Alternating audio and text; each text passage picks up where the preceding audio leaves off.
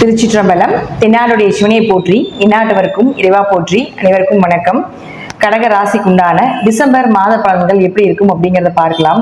கடகராசியை பொறுத்த வரைக்கும் பார்த்துட்டீங்கன்னா உங்களுக்கு ஓரளவு இந்த மாதம் நன்மைகளை கொடுப்பதற்குண்டான ஒரு அமைப்பு அப்படிங்கிறது நிச்சயமாக உண்டு. இந்த மாதம் பாருங்க 3 கிரகங்கள் வக்ரம் ஆகுறாங்க. குரு வக்ரம், செவ்வாய் வக்ரம், அதே போல பாத்தீங்கன்னா புதனும் வக்ரம் ஆகுறார். இயற்கையாகவே உங்களுடைய இதுதான் ராசி. இந்த ராசிக்குள்ளேயே பார்த்துட்டீங்கன்னா செவ்வாய் வந்து நீசமாய் இருக்கிறார் இல்லைங்களா. இப்ப செவ்வாய் யார் உங்க ஜாதகத்துலன்னா 10ஆம் அதிபதி, தொழிலை கொடுக்கக்கூடியவர். அது மட்டும் இல்லாம 5ன்னு சொல்லக்கூடிய குடும்ப ஒற்றுமை, குழந்தை, குலதெய்வம், உங்களுடைய அதிர்ஷ்டம், இதெல்லாம் சொல்லக்கூடியது உங்களுக்கு செவ்வாய் தான்.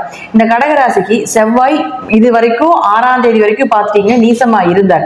அப்ப என்ன ஆயிருக்கு, தொழில பெரிய வளர்ச்சி இல்லை, வருமானம் குறைவாக இருக்கிறது, குடும்பத்துல சில சண்டை சச்சரவு, பிரச்சனைகள், மனக்குழப்பங்கள் இதெல்லாமே ஏற்பட்டு இருக்கும். ஆனா இங்கேதான் இருப்பார். ஆனா 6ஆம் தேதிக்கு மேல பார்த்துட்டீங்கன்னா வக்ரம் ஆகிறார். வக்ரம் அப்படின்னாலே உங்களுக்கு ஒரு நீச கிரகம் வக்ரம் பெற்றால் உச்ச பலனை அடையும். இது வந்து ஒரு ரூல்ஸ் மாதிரி, நீசனை நீசன் பார்த்தால் உச்சம், உச்சனை உச்சன் பார்த்தால் நீசம் அப்படிங்கிற சில விதிமுறைகள் இருக்கு. அதுல நீசம் பெற்ற கிரகம் உங்களுக்கு வக்ரம் பெற்றால் கண்டிப்பாக அது உச்சத்தை தொடக்கூடிய ஒரு பலனை கண்டிப்பாக கொடுத்துட்டு தான் போகும். அப்போ தொழில் வளரும்.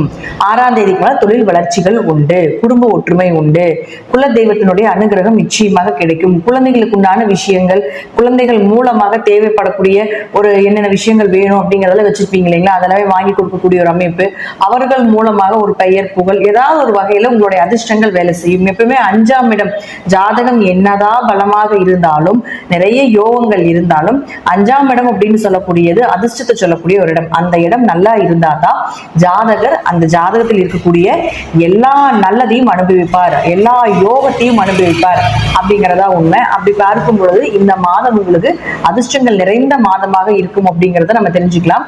அடுத்தது சூரியன். இந்த சூரியனை பொறுத்த வரைக்கும் பாத்தீங்கன்னா சூரியன் இப்போ உங்களுக்கு 5ஆம் வீட்டுல தான் இருக்கார். 15ஆம் தேதிக்கு மேல 6ஆம் வீட்டுக்கு போயிருக்கார். அப்போ 2ஆம் அதிபதி உங்களுக்கு சூரியன் பணம், பொருளாதாரம், குடும்பம் இதெல்லாம் சொல்லக்கூடிய ஒரு கிரகம் வந்து சூரியன். அப்ப அவர் வந்து 5ஆம் வீட்டுல இருக்கும் பொழுது ஓரளவுக்கு தொழிலே கெட்டாலும் ஏதாவது ஒரு வழியில கடந்த மாதம் பார்த்துட்டீங்கன்னா பண வரவோ, ஏதாவது வருமானத்துக்கு உண்டான விஷயங்கள், பொருளாதாரத்துக்கு உண்டான விஷயங்கள் எல்லாமே கொஞ்சம் இந்த சூரியன் மூலமாக நமக்கு ரோல் பண்ணி கொடுத்திருப்பார்.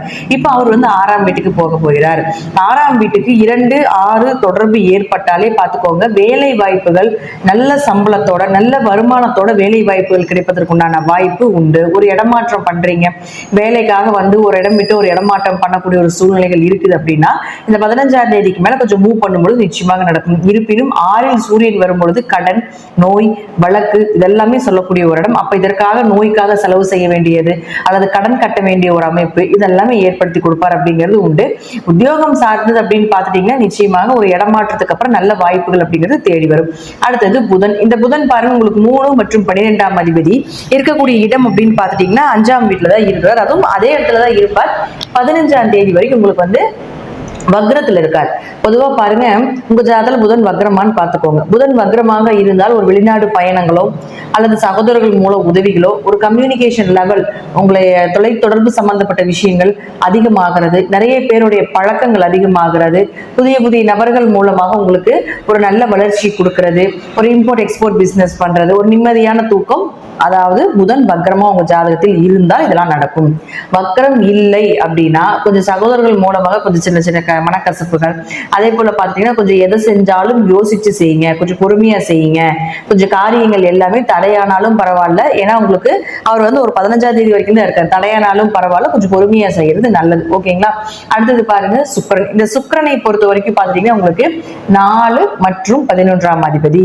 அப்போ கடகராசிக்கு சுக்கிரன் நேரா உங்களுக்கு 7ஆம் வீட்டுல இருக்காரு. இருந்து உங்க ராசியை பார்க்கிறார். யாரு? ராசியில 10ஆம் அதிபதியான செவ்வாய் இருக்காரு. அதே போல அவரே உங்களுக்கு வந்து 5ன்னு சொல்லக்கூடிய அதிர்ஷ்டத்தை சொல்லக்கூடிய ஒரு கிரகமா இருக்கு. அப்ப சுக்கிரனும் செவ்வாயும் பார்த்துட்டா வீடு, சொத்துக்கள் ஏதாவது இருக்கு அப்படின்னா அதுல ஒரு நல்ல லாபங்கள் அல்லது வீடு, மனை, சொத்துக்கள் வரக்கூடிய ஒரு அமைப்பு. சுக்கிரன்னா லக்ஸரியான கார் எல்லாம் சொல்லுவோம். அதே போல சொந்த வீடு அமைப்பு எல்லாமே சுக்கிரன் தான். அதே போல செவ்வாயும் பார்த்தீங்கன்னா நிலங்கள், கனரக வாகனங்களை சொல்றது இதெல்லாமே செவ்வாய்க்கு வந்து நிலங்கள் வாங்குறது, ரியல் எஸ்டேட் சம்பந்தப்பட்ட பிசினஸ் இதெல்லாமே செவ்வாய்க்கு இருக்கு. அப்ப நேருக்கு அது பார்க்கும் பொழுது உங்களுக்கு செவ்வாய் வளர்ச்சியை கொடுக்கக்கூடிய ஒரு கிரகமா 6ஆம் தேதிக்கு மேல வர்றதுனால இந்த சுக்கிரனுடைய பார்வையும் உங்களுக்கு நிச்சயமாக நல்ல வளர்ச்சி ஏற்படுத்தி கொடுக்கும். கொடுக்கும். அது மட்டும் இல்லாம சுக்கிரன் 4ஆம் அதிபதி. அவர் உங்களுக்கு கேந்திரம், ஏற்கனவே ஒரு கேந்திராதிபதி தான். கேந்திராதிபதி கேந்திரத்தில் இருந்தால் யோகம், விபரீத ராஜயோகம் அப்படின்னு சொல்லுவோம். அப்ப கேந்திராதிபதியான சுக்கிரன் உங்களுக்கு 7ஆம் வீட்டுக்கு இருக்கிறார். இது அவருடைய வீடு. இது உங்களுக்கு இருக்கக்கூடிய வீடு 7ஆம் வீட்டுல இருக்கும்பொழுது நிச்சயமாக வீடு, மனை, சொத்து சுகங்கள் வாங்கக்கூடிய ஒரு அமைப்பு, கணவர் மூலமாக, மனைவி மூலமாக வரக்கூடிய சொத்துக்கள் வரும், அல்லது அம்மா மூலமாக பூர்வீக சொத்துக்கள் ஏதாவது வர்றது இருக்குன்னா அதுவும் வர்றதுக்கு உண்டான வாய்ப்புகள் இதெல்லாமே உண்டு. சுக்கிரன் இருக்கும்போது குடும்பத்துல ஏதாவது ஒரு சுப நிகழ்ச்சிகள் நடக்கும். குடும்பத்துல ஏதாவது பொண்ணு பார்க்கறது, எதிர்பார்த்த வரன் கிடைக்கிறது, இப்படிங்கிறது எல்லாமே இருக்கும். ஏதாவது ஒரு சுப நிகழ்ச்சி இந்த மாதம் நடக்கும் அப்படிங்கிறது உண்மை. அடுத்தது பாருங்க, சுக்கிரன் 11ஆம் அதிபதி, லாபத்தை கொடுக்கக்கூடிய ஒரு கிரகம். அப்ப 11ஆம் அதிபதியானவர் 7ஆம் வீட்டில் இருக்கும் பொழுது உங்க ஜாதகம் மூலமாக உங்க பார்ட்னருக்கு லாபம், அது கணவராக இருந்தாலும் மனைவியாக இருந்தாலும் விபரீதமாக லாபங்கள் வரக்கூடிய அமைப்பு உண்டு. அல்லது பார்ட்னர் போட்டு தொழில் பண்ணிட்டு இருக்கீங்க அப்படின்னாலும் உங்க இருவருக்குமே ஒரு நல்ல லாபத்தை கொடுக்கக்கூடிய ஒரு அமைப்பை நிச்சயமாக இந்த மாதம் ஏற்படுத்தி கொடுக்கும் இந்த சுக்கிர பகவான். அடுத்தது நான் இயற்கையாகவே சொல்லியிருக்க உங்களுக்கு குரு. இந்த குரு பாருங்க, நம்ம எல்லாமே கொடுத்துருப்போம். குரு வக்ர பயிற்சினா என்ன, சனி வக்ர பயிற்சினா என்ன, ராகு இது பயிற்சி அப்படிங்கிறது எல்லாமே நம்ம வீடியோல கொடுத்துருப்போம். இப்போ உங்களுக்கு குரு, இந்த குரு வக்கரத்துலதான் இருக்க போகிறார். இவர் பாத்துட்டீங்கன்னா உங்க ஜாதகத்துக்கு 6 மற்றும் 9ஆம் அதிபதி. அப்ப 9 அப்படின்னா நம்ம எதை எடுத்துக்கலாம் அப்படின்னா பூர்வீகம், பூர்வீக சொத்துக்கள், உயர்கல்வி, அப்பா, இதெல்லாமே. அப்போ உங்க ஜாதகத்துல குரு வக்கரமாக இருந்தால் இது சார்ந்த விஷயங்கள் சாதகமாக நடந்துகிட்டு இருக்கும். அல்லது உங்க ஜாதகத்துல குரு வக்கரம் இல்லை அப்படின்னா கொஞ்சம் இதெல்லாமே தாமதப்படுத்துங்க. ஏதாவது அப்பா சம்பந்தப்பட்ட விஷயங்கள், பூர்வீக சம்பந்தப்பட்ட ஏதாவது பேச்சுவார்த்தைகள் இருக்கிறது. ஆனா இப்பதான் பிரச்சனையே வரும். ஏன்னா எந்த கிரகங்கள் வீக் ஆகுதோ அப்பதான் அந்த பிரச்சனையை நமக்கு இந்த கிரகங்கள் ஏற்படுத்தி கொடுப்பாங்க. அப்ப அதெல்லாம் கொஞ்சம் பொறுமையா ஹேண்டில் பண்ணுங்க. குரு வக்ரம் நிவர்த்தி ஆனதுக்கு அப்புறம் நம்ம அது சார்ந்த விஷயங்கள் எல்லாமே நம்ம செய்யறது ஒரு சிறப்பானதா இருக்கும். அதே போல 6ஆம் அதிபதினு சொல்லக்கூடிய ஒரு குரு வக்ரம் ஆகிறார். 2ஆம் அதிபதி 6க்கு வர்றார். அப்ப 2, 6 மற்றும் குருன்னு சொல்லக்கூடிய 11ஆம் இடத்திலிருந்து தொடர்பு ஏற்படுத்தும் பொழுது கொஞ்சம் நல்ல வேலை வாய்ப்புகள் கிடைக்கும். நல்ல வருமானத்தோட நல்ல லாபத்தை கொடுக்கக்கூடிய ஒரு அமைப்பு உண்டு. குரு உங்க ஜாதகத்தில் வக்ரம் இல்லைன்னா பண இழப்புகளோ, உங்க லாபங்கள் வரக்கூடிய லாபங்கள் கொஞ்சம் இழப்பதற்கு உண்டான வாய்ப்புகளோ, மூத்த சகோதரர்கள் மூலமாக சில மனக்கசப்புகளோ ஏற்படும். அதனால குரு வக்ரம் இல்லைன்னா பெருசா லாபத்தை எதிர்பார்க்க வேண்டாம்.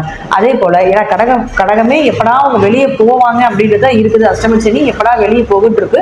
இருப்பினும் தசாபுத்தி நல்லா இருக்கிறவங்களுக்கு அஷ்டமச்சனியில பாதிப்புகளே இல்லை. நிறைய ஜாதகத்தை நல்லா சொன்னதுனால நான் சொல்றேன். நல்ல தசைகள், நல்ல புத்தி, அதே போல பாத்தீங்கன்னா அவங்க ஜாதகத்துக்கு யோக கிரகங்கள், இயற்கை கிரகங்கள் அப்படின்னு சொல்லுவோம் இல்லைங்கன்னா அவங்க எல்லாம் தசை புத்தி நடந்துட்டு இருக்கும்போது இந்த அஷ்டமச்சனியால பெரிய பாதிப்புகள் இல்லை. சனி பகவானுக்கு பகையாக இருக்கக்கூடியவரோ அல்லது ஜாதகத்துக்கு ஆப்போசிட்டா இருக்கக்கூடிய தசாபுத்தி நடக்கிற காலத்துல மட்டும்தான் கடகராசிக்கு பாதிப்புகள் அதிகமா இருக்குது. அதுதான் உண்மை. இப்ப அப்படியே பார்க்கும்பொழுது குரு வக்கரத்தில் இருக்கும் பொழுது கொஞ்சம் பணம் சார்ந்த விஷயத்துல கொஞ்சம் பொறுமையா போங்க. லாபம் இது கொடுக்குற அது கொடுக்குற, ஒரு அமௌண்ட் போட்டா 10 அமௌண்ட் வருது, அதனால நம்ம அந்த வேலையெல்லாம் செய்யலாம் அப்படின்னு சொல்லிட்டு நீங்க பண்ணவே வேண்டாம். இப்ப ஷேர் மார்க்கெட்ல எடுத்துட்டீங்கன்னா உங்களுக்கு 3ஆம் இடத்துல கேது இருக்கு. அப்ப 3ல கேது இருக்கும்போது ஷேர் மார்க்கெட் சம்பந்தப்பட்டது, MLM சம்பந்தப்பட்டது, சீட்டு சம்பந்தப்பட்டது, யாரோட நம்பி பணம் கொடுக்கறது, கூட பிறந்தவங்களுக்காக ஏதோ ஒரு பண உதவிகள் செய்யறது, அல்லது பணத்தை வாங்கிட்டு அவங்க கிட்ட அவமானப்படுறது, இதெல்லாமே 3ல கேது இருந்து பண்ணி கொடுக்கும். 3ல கேது இருந்தா முயற்சிகள், அதாவது நீ எப்படி இருக்கிறீங்க, உங்களுடைய சூழ்நிலைகள் என்ன, இதற்கு எவ்வளவு பொறுமைகள் தேவை, உங்களுடைய ஞானம் என்ன அப்படின்னு சொல்றதெல்லாம் தான் 3ஆம் இடத்துல இருக்கக்கூடிய கேது. ஆனா இப்போ உங்களுக்கு அஷ்டம சனியோட சேர்ந்து நடக்கிறதுனால கொஞ்சம் கவனமா இருந்து பண்ணுங்க அப்படிங்கறத உண்மை.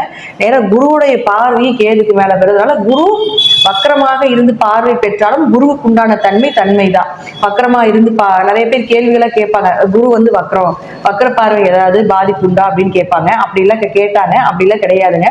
குரு எந்த இடத்தில் இருந்தாலும் இருக்கின்ற இடத்தை கெடுப்பார், பார்க்கின்ற இடத்தை கொடுப்பார். அது திரிசூனியமாக இருந்தாலும் சரி, முடக்கானாலும் சரி, வக்கரமானாலும் சரி, அதே போல அஸ்தங்கதமே ஆனாலும் சரி. அஸ்தங்கதம் வலு இல்லைன்னு அர்த்தம், நீசமானாலும் வலு இல்லைன்னு அர்த்தம், ஒளி இல்லைன்னு அர்த்தம். இப்படி எந்த இடத்தில் இருந்தாலும் அந்த பார்வைக்கு பலன் உண்டு.